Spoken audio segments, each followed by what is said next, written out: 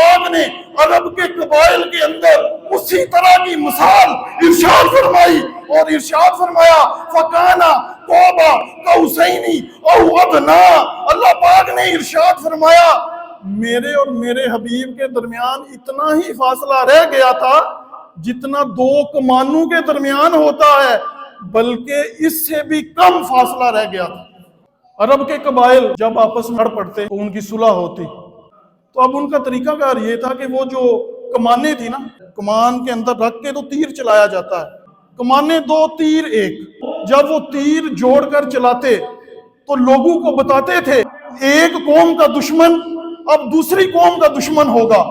एक कौम का दोस्त दूसरी कौम का दोस्त होगा, एक कौम के साथ प्यार करने वाला दूसरी कौम के साथ प्यार करने वाला होगा। तो अल्लाह पाक ने काबा कौसैन की मिसाल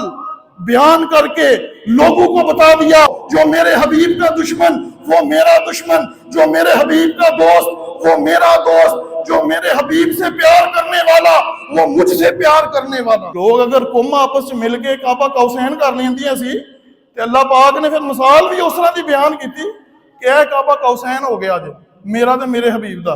मेरे नाल दुश्मनी करेगा वो मेरे हबीब दा दुश्मन, जिहड़ा मेरे नाल दोस्ती करेगा वो मेरे हबीब दा दोस्त।